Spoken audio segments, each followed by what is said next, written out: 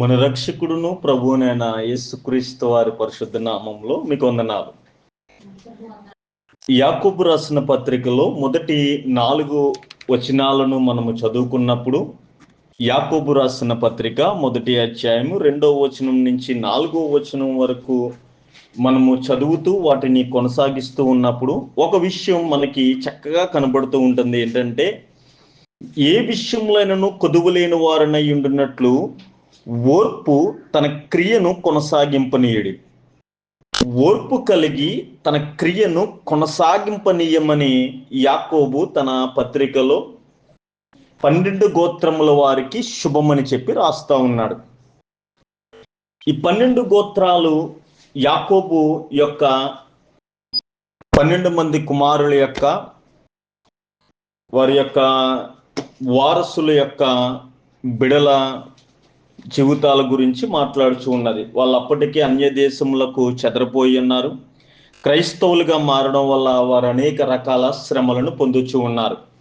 వాళ్ళు ఎంతో విశ్వాసంతో యేసుక్రీస్తును అంగీకరించినప్పటికీ వారు శ్రమను అనుభవించవలసి వస్తుంది, వారి కష్టమును అనుభవించవలసి వస్తుంది. వారు అనుకున్నది ఏది కూడా ముందుకు కొనసాగలేకపోతూ ఉన్నప్పుడు ఆయన ఈ పత్రికను రాస్తా ఉన్నాడు. ఈ దినాన్ని మనము ఈ యొక్క వచనాన్ని జ్ఞాపకం చేసుకుంటూ మనము ఒక మంచి ఆలోచనను, మంచి అంశాన్ని మనం ధ్యానించబోతూ ఉన్నాం. అదేంటంటే, విశ్వాస జీవిత ప్రయాణంలో మనము అధిగమించవలసిన సవాళ్ళు. మన యొక్క విశ్వాస జీవితంలో మనం అధిగమించవలసిన సవాళ్ళు అనే అంశాన్ని మనము ధ్యానం చేయబోతున్నాం. ఈ యొక్క అంశానికి ఒక యవన బిడ అయిన యేసేపు జీవితం నుంచి కొన్ని వచనాలను తీసుకుని నేను మీతో మాట్లాడాలని ఆశ కలిగి ఉన్నాను. ఆదికాండము 37వ అధ్యాయము 8వ వచనాన్ని 11వ వచనాన్ని చదివితే మనకి కొన్ని విషయాలు అర్థమవుతాయి. జాగ్రత్తగా వాటిని ఆలకిందాం. ఆదికాండము 37వ అధ్యాయము 8వ వచనంలో ఇలా రాయబడి ఉంది. అందుకతని సహోదరులు, నీవు నిత్యముగా మమ్ము నేలదవా, మా మీద నీవు అధికారవగుదువా అని అతనితో చెప్పి, అతని కలలను బట్టి అతని మాటలను బట్టి అతని మీద మరింత పగబట్టిరి.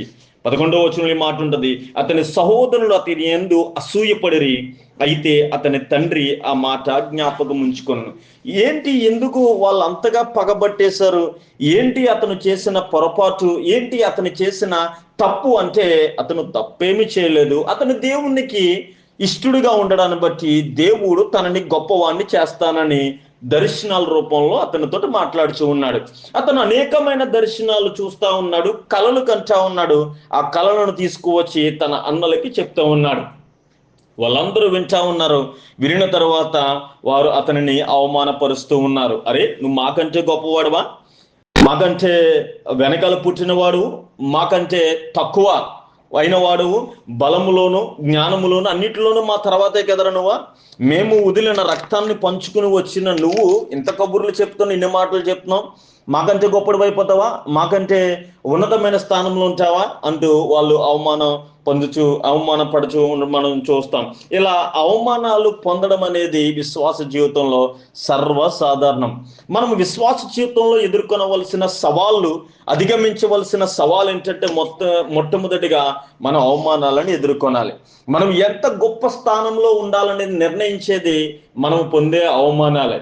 అవమానాలను ఏదో మనల్ని వెనకకు లాగేసేవిగా, అవమానాలను మనల్ని ఇరుకున పెట్టేవిగా, అవమానాలు ఏదో మనల్ని ఎన్నటికి ముందుకు తీసుకు వెళ్లకుండా చేసేవిగా కాక, ఈ అవమానాలనే మనము మోస్తూ అవమాన భారాలను అనుభవిస్తూ ముందుకు వెళ్ళగలిగితే యేసేపు వలె ఉన్నతమైన స్థానంలో మనం ఉండగలుగుతాం.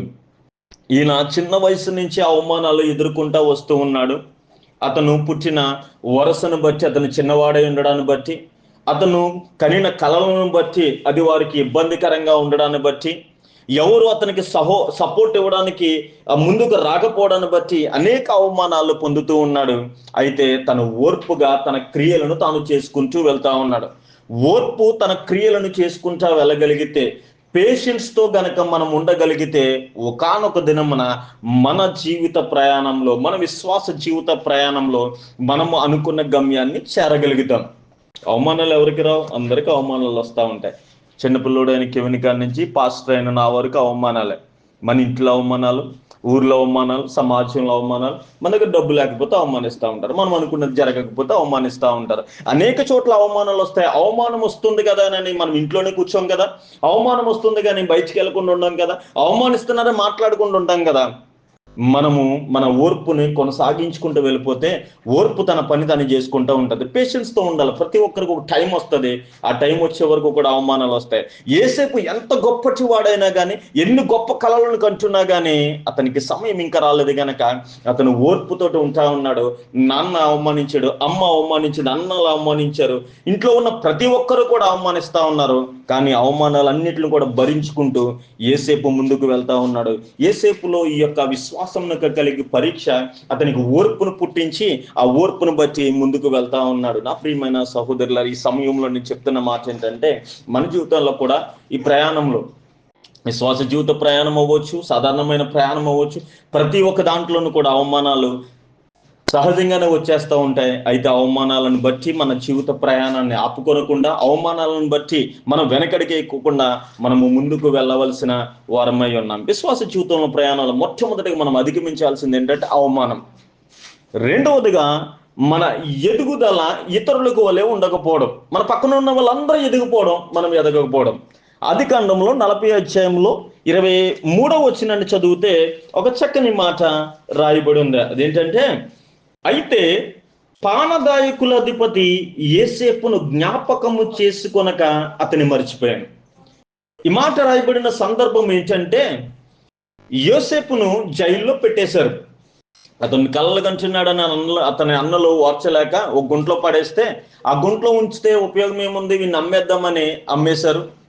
పోతుపరు అని వాని వెంట అతను ఉండాల్సి వచ్చింది. అతని భార్య అతని ఎడల తప్పుగా ప్రవర్తించడాన్ని బట్టి, ఆమె అబద్ధ సాక్ష్యాన్ని చెప్పడాన్ని బట్టి యోసేపుని తీసుకెళ్లి జైల్లో పడేశారు.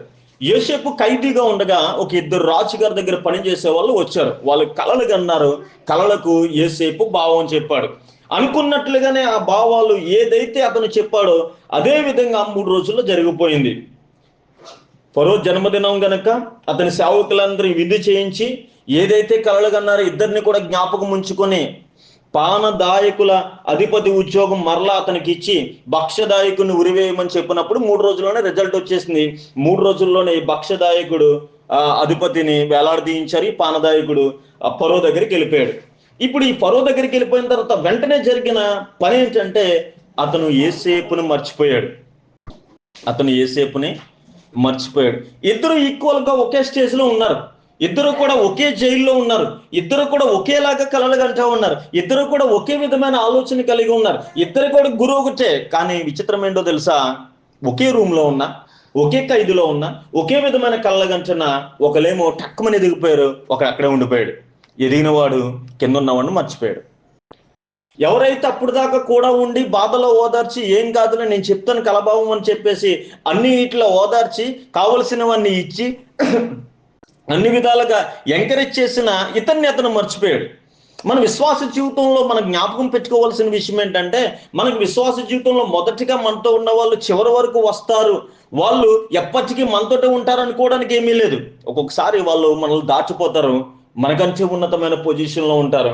మనం ఎన్నటికీ వాళ్ళని చూసి ఈర్ష్యపడవలసిన అవసరం లేదు. మన టైం వచ్చే వరకు మనం ఓర్పుతోటి ఉండాలి. యేసేపు ఫరో దగ్గరికి వెళ్ళడానికి, ఈ పానదాయకుడు ఫరో దగ్గరికి వెళ్ళడానికి ఒకే జైలు, ఒకే గది, ఒకే ప్రాంతము అయినప్పటికీ మొట్టమొదటిగా ఈ పానదాయకుడు ఫరో దగ్గరికి వెళ్ళిపోయాడు. మరలా అతను ఉద్యోగం వచ్చేసింది. అతను సంతోషంగా ఉన్నాడు. బాధపడుతున్న ఈ వ్యక్తిని మర్చిపోయాడు. ఇప్పుడు గమనిస్తా ఉన్నారా, మనము అనేక సార్లు విశ్వాస జీవితంలో ఎదగలేకపోతూ ఉంటాం. మనం ఎదగలేకపోవడాన్ని బట్టి, మనము ఉన్నతమైన స్థానంలో ఉండకపోవడాన్ని బట్టి అనేక సార్లు మనం డిస్కరేజ్ అయిపోతూ ఉంటాం. ఎంత డిస్కరేజ్ అయిపోతామంటే, ఈ యొక్క ప్రార్థనలో, ఈ యొక్క మీటింగ్స్ పెట్టుకోవడం, ఇలాంటి ప్రార్థనలకు వెళ్ళడం వేస్ట్ అంతా ఎందుకు వచ్చింది అనిపిస్తూ ఉంటుంది. డిస్కరేజ్ అయిపోతాం. ఎందుకంటే ఇలాగ చిన్న చిన్న చర్చిలు పెట్టుకున్న వాళ్ళు సంవత్సరం తిరిగి వచ్చేటప్పటికి పెద్ద పెద్ద చర్చిలు. మా అన్నయ్య అంటూ ఉన్నాడు, నేను అలాగ రోడ్డు అంటే వెళ్తా ఉన్న గుడిసి ఉన్నదే, సంవత్సరం దాటి బిల్డింగ్ అయిపోయింది, 2 అంతస్తులు మేర కట్టేశారు. నువ్వేంటారు బాబు ఇంకా అలాగే ఉన్నావు, అసలు నీకు విశ్వాసం ఉందా, నువ్వు చేసేది ప్రసంగమేనా, నీకు అసలు జ్ఞానం ఉందా, తెలివి ఉందా అంటా ఉన్నారు అనేక సార్లు. అనేక సార్లు ఈ మాటలు వింటున్నప్పుడు నాకు అనిపిస్తూ ఉంటుంది, నిజమే వాళ్ళు నాతో పాటే పరిచర్య ప్రారంభించిన వాళ్ళు, నాతో పాటే పరిచర్యలో ముందుకు వెళ్తా ఉన్నారు. కానీ సడన్ గా ఏమైంది, వాళ్ళు ఉన్నతమైన స్థాయిలో ఉన్నారు, నేనైతే అక్కడే ఉండిపోయాను. ఏసేపు ఈ పానదాయకుడు ఒకే జైల్లో ఉన్నారు, కానీ ఈ పానదాయకుడు సడన్ గా మళ్ళీ రాజనగర్లో కనపడతా ఉన్నాడు. అదే కలభావం చెప్పిన వ్యక్తి ఇక్కడ ఉండిపోయాడు. టీచర్స్ చెప్తా ఉంటారు, ఒరే మా మాట వినండి, మీరు మీరు మా మాట వింటే మీరు గొప్పలు అయిపోతారు, మీరు పెద్ద పెద్ద ఇంజనీర్లు అవుతారు, డాక్టర్లు అవుతారు, లేదంటే కలెక్టర్లు అయిపోతారు, కానీ కానీ మేము ఇక్కడే ఉండిపోతాం. మీకు జ్ఞానం పంచిన మేము ఇక్కడే ఉంటాము, కానీ మా జ్ఞానాన్ని పొందుకున్న మీరు ఎక్కడెక్కడికో వెళ్ళిపోతారని. ఏసేపు చక్కగా కలభావం చెప్తా ఉన్నాడు, ఏడుస్తున్న వాళ్ళని ఓదారుస్తూ ఉన్నాడు. నీకేం కాదు, రాజు మరలా నీకు ఇస్తాడు, అయితే నన్ను కూడా జ్ఞాపకం చేసుకో నీకు పదవి వచ్చినప్పుడు అంటే. అతను ఇక్కడ రాయబడింది, అతను మర్చిపోయాడు. ఎన్నోసార్లు అనేక సార్లు మర్చిపోతూ ఉంటారు జనాలు, అనేక సార్లు మనం చేసే పనులను మర్చిపోతూ ఉంటారు. కానీ ఏం భయపడాల్సిన పని లేదు. మనం ఓర్పుతో గనక ఉండగలిగితే దేవుడు సహాయం చేస్తాడు. మనం ఓర్పుతో గనక ఉండగలిగితే దేవుడు సహాయం చేస్తాడు. లెక్క పెట్టుకోండి, రాసుకోండి లిస్టు. ఎంతమంది మన విశ్వాస జీవితంలో లేదా దైనందిన జీవితంలో మన ద్వారా సహాయం పొందిన వాళ్ళు మర్చిపోయారు? అనేక మంది మర్చిపోతూ ఉంటారు. ఈ మర్చిపోవడం అనేది, మనం ఎదగకపోవడం అనేది కామన్ మన లైఫ్లో. ఎదుగుదల అనుకున్నట్లుగా ఉండకపోవడం అన్నది, గ్రోత్ ఉండకపోవడం అన్నది కామన్ మన లైఫ్లో. కానీ ఒక రోజు వస్తుంది, మన ఎదుగుదలను ఎవ్వరు కూడా ఆపలేరు. ఒక రోజు వస్తుంది, ఆ రోజు వరకు మనందరము కూడా వెయిట్ చేయవలసిన వారమై ఉన్నాం. ఇక మూడవ మాటను కూడా చెప్పేసి నేను ముగిస్తాను. విశ్వాస జీవితంలో మనం ఎదుర్కొనవలసిన అనుభవాలు, మనం ఖచ్చితంగా అధిగమించవలసిన సవాళ్ళు. మొదటిదిగా అవమానాన్ని మనము సవాలుగా స్వీకరించి దాన్ని అధిగమించాలి. మనం ఎదుగుతూ ఉండగా మనం ఎదగకపోవడం అనే ఒక సందర్భం, ఒక సవాలు వస్తే దాన్ని అధిగమించాలి. మూడవది మళ్ళీ నిరూపించుకోవాల్సి రావడం. ఆదికాండము 41వ అధ్యాయం 17వ వచనంలో ఈ మాట ఉన్నది, మనం చదువుకుందాం. ఆదికాండము 41వ అధ్యాయము 15వ వచనం. ఫరో యోసేపుతో, నేనొక కలగంటిని, దాని భావమును తెలుపగలవారెవరు లేరు, నీవు కలను విన్న ఎడల దాని భావమును తెలపగలవని నిన్ను గూర్చి వింటేనని అతనితో చెప్పాను. ఈ మాట చదువుతూ ఉండగా మనము అతని చిన్నతనం నుంచి అతను చేస్తున్న పని మనం చూస్తూ ఉంటాం. కలలు కనడం, భావం చెప్పడం, కలలు కనడం, భావం చెప్పడం, మరలా ప్రతిసారి తనను తాను నిరూపించుకోవాల్సిన వచ్చిన సంబంధం మనకి ఇక్కడ కనపడుతుంది. ప్రతిసారి తనను తాను నిరూపించుకోవాలి. చిన్నతనంలో అన్నలకి నిరూపించుకోవాల్సి వచ్చింది, తండ్రికి నిరూపించుకోవాల్సి వచ్చింది, కలలు కంటాడు, కళ్ళ భావం చెప్తాడని జైల్లో నిరూపించుకోవాల్సి వచ్చింది. రాజు ఎదురుగుండా వచ్చినా కానీ తనను తాను మరలా నిరూపించుకోవలసిన అవసరత వచ్చింది. మన విశ్వాస జీవితంలో కానీ, మన దైనందిన జీవితంలో కానీ మనం ఒక్కసారి ఒక మెట్టెక్కేస్తే మనం గెలిచేసినట్లు కాదు. ఒకసారి మనం అనుకున్నది సాధించేస్తే మనం సక్సెస్ అయిపోయినట్టు కాదు. ప్రతి నిత్యము మనల్ని మనము నిరూపించుకోవలసిన అవసరత ఉంటుంది. యోసేపు జీవితంలో యోసేపు గొప్పవాడయ్యేంత వరకు కూడా ఆయన మరలా నిరూపించుకుంటూనే వస్తున్నాడు. ఖైదీ అయినప్పుడు, ఇంటి దగ్గర ఉన్నప్పుడు, పోతీఫర్ ఇంటికాడ ఉన్నాడు, ప్రతిసారి తనేంటో తను నిరూపించుకుంటూ వస్తున్నాడు. మరలా ఫరో కూడా అదే చెప్తున్నాడు, నీ గురించి నేను విన్నాను, చెరసాలలో మా ఓలికి చేసినదంతా కూడా నాకు అర్థమైంది, అయితే దానిని మరలా నీవు చేయగలవా? నేను ఒక కలగన్నాను, నా కలభావము నీవు చెప్పగలవా? ఇప్పుడు ఒకవేళ ఏం ఉపయోగం అండి, చిన్నప్పుడు కలగన్నాను, కలభావం చెప్పాను, మా అన్నోళ్ళు అవమానించారు, మా నాన్నకి చెప్పాను, మా నాన్న అవమానించాడు, ఈ జైల్లో చెప్పాను, వాడెవడో మర్చిపోయాడు నన్ను, అసలు ఇంకెందుకు, ఇంకా ఇదంతా అనవసరం, వదిలేస్తాను, ఇంకా ఈ కాడి మూయడం అనవసరం, కలల భావం చెప్పడం అనవసరం, చెప్పినా నువ్వంతే వదిలేస్తావు నన్ను అనుకోవచ్చు. కానీ ఆపర్చునిటీ వచ్చినప్పుడు చక్కగా దాన్ని గ్రాప్ చేసుకున్నాడు. తను అవకాశం వచ్చినప్పుడు చక్కగా ఒడిసి పట్టుకుని ఈ మాటను చెప్తా ఉన్నాడు, ఇది నా పనేం కాదు, ఇది దేవుని పని. కలభావం చెప్పడానికి నేనెవడిని, నాది కాదు, దేవుని పనే, నువ్వు చెప్పు అన్నాడు. కలభావం చెప్పాడు. కలభావం చెప్పిన తర్వాత దాని పరిస్థితిని అంతా వివరించిన తర్వాత 40వ వచనంలో ఫరో మాట్లాడుతూ ఉంటాడు. ఏమనంటే 39వ వచనం 40వ వచనం నేను చదువుతాను, వినండి. అతడు తన సేవకులను చూసి, ఇతను వలె దేవుని ఆత్మగల మనుష్యుని కనుగొనగలమా అని నేను, మరియు ఫరో, దేవుడు ఇదంతయు నీకు తెలియపరచను గనక నీ వలె వివేక జ్ఞానము గల వారెవరును లేరు, నీవు నా ఇంటికి అధికారివై ఉండవలను, నా ప్రజలందరూ నీకు విధేయులయ్యుందురు, సింహాస విషయంలో మాత్రమే నేను నీకంటే పైవాడనయ్యుందునని యోసేపుతో చెప్పాను. కొన్ని సంవత్సరాల కల 30 సంవత్సరాల వయసు వచ్చింది అప్పటికి యేసేపుకి.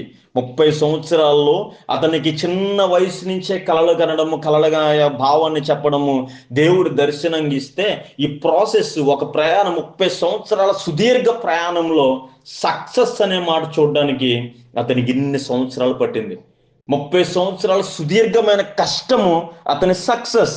ఈ సక్సెస్ ఎలా ఉందంటే, అతను ఎదుట నిలిచిన గొప్ప గొప్ప జనాలకి, అతని సేవకులను చూసి ఇతని వల్లే ఉన్న దేవుని ఆత్మను ఉన్న మనుషుని కనుగొనగలమా అని. అంత మాత్రమే కాదు, అతను చెప్తున్నాడు, నీవు నా ఇంటికి అధికారమై ఉండను, నా ప్రజలందరూ నీకు విధేయులై ఉంటారు. ఒకప్పుడు వాళ్ళ అన్నయ్య అతని మాటలు వినలేదు, వాళ్ళ అన్నయ్య వాళ్ళందరూ కూడా అతని మాట వినలేదు, వాళ్ళ నాన్న అతని మాటలు వినలేదు, జైల్లో ఉన్న వాళ్ళు ఎవడు అతని మాట వినలేదు, పని వాళ్ళు తన మాట వినలేదు, ఎవడు కూడా అతని మాట వినేవాడు కాదు. కానీ ఇక్కడికి వచ్చిన తర్వాత ఫరో తప్ప మిగతా ఎవరైనా కానీ అతని మాట వినకుండా ఉండడానికి లేదు. పవర్ అంతా కూడా అతని చేతికి ఇచ్చేసి, నీకంటే పైవాడు నేను తప్ప మరొకడు లేడు అన్నంతగా దేవుడు అతన్ని హెచ్చించాడు. విశ్వాస జీవితం ప్రయాణంలో మన ప్రయాణం విశ్వాసంతో కొనసాగిస్తూ ఉన్నప్పుడు ప్రత్యేకమైనవి కొన్ని సంఘటనలు, సవాళ్ళు ఎదురవుతూ ఉంటాయి. అందుట్లో అవమానం అనే సవాల్ వస్తుంది. అవమానిస్తున్నారు కదా, మనము ఈ అవమానాలను తట్టుకోలేములే అని ఆపేస్తే ఈ సక్సెస్ మనకి రాదు. ఒకవేళ యేసేపు నన్ను అవమానిస్తున్నారు కదనని చిన్నతనములోనే ఆ కలలు కంటే మానేసిన, కలల భావం చెప్పడం మానేసిన, ఇంత గొప్ప జీవితము ఈ ఐగుప్తు దేశం అంతటి మీద ఫరో తర్వాత ఫరోగా ఉండగలిగిన గొప్పవాడిగా అతను ఉండలేకపోదుడు. అవమానాలు వస్తాయి మన జీవితంలో, కానీ జాగ్రత్తగా అవమానాలను తట్టుకుని ఎదురు నిలబడి మనము గెలవగలిగిన ఓర్పును మనము పొందుకోవాలి. రెండవదిగా, మనం వెళ్తున్న ప్రయాణంలో మనలాంటి జీవితాన్ని జీవించే వాళ్ళు సడన్ గా ఉన్నతమైన స్థానానికి వెళ్ళి మనం మరిసిపోయినా దాన్ని మరలా జ్ఞాపకం చేస్తూ ఏడుస్తూ అలాగే ఉండడం కాకుండా మళ్ళీ మనల్ని మనం నిరూపించుకుంటూ, మనలో ఉన్న ఆ టాలెంట్ ఏదో మరలా నిరూపించుకుంటూ ఒక సమయాన్ని దేవుడు మనకి పెట్టినప్పుడు దాని వలన గొప్పవారిగా అవ్వాలని, ఈ యొక్క సవాళ్ళను మనం ఎదుర్కొంటూ ఎప్పుడైనా నిరూపించుకోవాల్సిన అవసరం వస్తే వెనకడుగు వేయకుండా నిరూపించుకోవాలని మనస్ఫూర్తిగా కోరుకుంటూ ఈ నా మాటలు ముగిస్తున్నాను. దేవుడు మిమ్మలను దీవించును గాక. ప్రార్థన చేద్దాం. ప్రేమ నమ్మకం కలిగిన మా దేవ, మీకు వందనాలు, స్తోత్రాలు తండ్రి.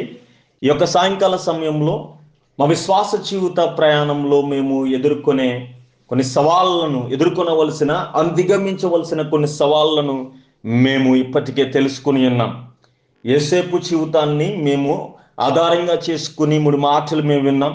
యేసేపు అవమానాలు పొందుతూనే తన ఓర్పుగా ఉంటూ గొప్ప ఉన్నతమైన స్థానానికి వెళ్ళినట్లుగా మేమును మాకు ఎదురవుతున్న అవమానాలన్నీ తట్టుకుని నిలబడి ఉన్నతమైన స్థానంలో ఉండడానికి సహాయం చేయండి.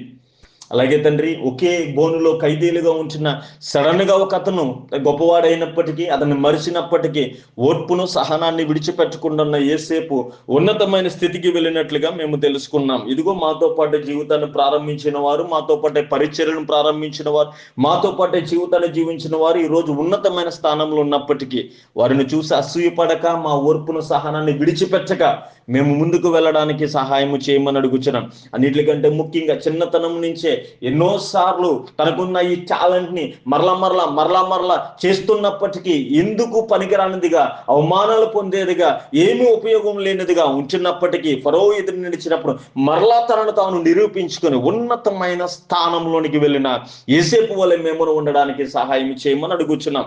మా దైనందిన జీవితంలో అవ్వచ్చు, మా విశ్వాస జీవితంలో అవ్వచ్చు ప్రభువా, ఇదిగో అనేక సార్లు మేము వెనకడుగు వేస్తూ ఉన్నాం. అవమానాలను బట్టి, మేము ఎదగకపోవడాన్ని బట్టి అనేక సార్లు మేము ఇబ్బందులు పడుచు ఉన్నాం, వెనకడుగు వేస్తూ ఉన్నాం. కానీ మా ఎదుట ఉంచిన పరుగు పందెంలో అలయక పరిగెత్తుతూ ఓర్పును కలిగి, సహనము కలిగి ముందుకు వెళ్ళడానికి కృపను అనుగ్రహించమని, ఇదిగో ఈ వాక్యం ఉన్న ప్రతి ఒక్క బిడ్డను పేరు నాకు జ్ఞాపకం చేసుకుని దీవించి ఆశీర్వదించమని మా రక్షకుడున్న జరిగిన యేసుక్రీస్తు నామంలో అడిగి వేడుకొనుచున్నాం తండ్రి.